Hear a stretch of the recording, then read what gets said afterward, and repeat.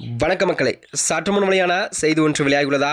அண்ணாமலைக்கு முதல ஆபீஸ் கொடுங்கப்பா, பாஜகவின் சிங்கத்தை பங்கமாய் கலாய்த்த காங்கிரஸ் எம்பி.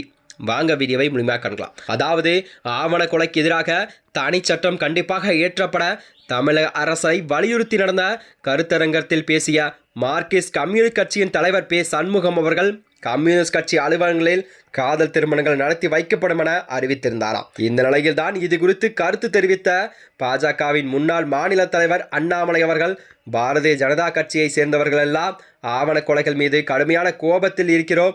மிக கடுமையான சட்டத்தை எல்லாம் கொண்டு வந்ததுதான். யார் தவறு செய்தார் என்பதை நடவடிக்கை எல்லாம் எடுக்க வேண்டும். பாஜக அலுவலகத்திற்குள் எத்தனையோ காதலர்கள் வந்து தஞ்சம் புகுந்துள்ளனர். ஒன்றல்ல இரண்டல்ல, தனிப்பட்ட முறையில் எனக்கே பலரை தெரியும். ஒரு அரசியல் கட்சியின் அலுவலகத்தில் நியாயம் கிடைக்கும் என நம்பி வருகின்றார்கள். நாம் சில இடங்களில் கூட தந்தை தாயை அழைத்து சொல்கிறோம்.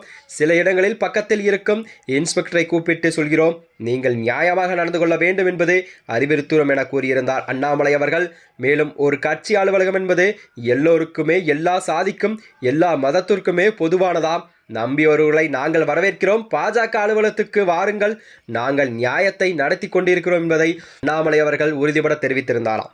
இந்நிலையில் தான் இன்று விருதுநகர் பாராளுமன்ற உறுப்பினர் மாணிக்கம் தாக்கூர் கூட செய்தியாளர்களுக்கு பேட்டியளித்த போது ஆவண கொலைகளை பற்றி அழுத்தமான கருத்துக்களை எல்லாம் கூறாத முன்னாள் பாஜக தலைவர் அண்ணாமலை அவர்கள் காதல் திருமணங்களை செய்து கொள்ள பாஜக அலுவலகத்திற்கு வரலாம் என தெரிவித்திருந்தது குறித்து கேள்விப்பட்டேன். அதற்கு அண்ணாமலையின் அலுவலகம் எங்கு இருக்கிறது?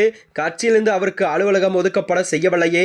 முதலில் அண்ணாமலைக்கு அவர்களுக்கு அலுவலகம் கொடுங்கள், அதன் பின் அலுவலகத்திற்கு வர சொல்லுவோம். ஆவண கொலைகளுக்கெல்லாம் ஆதரவான ஒரே கட்சி பாஜக.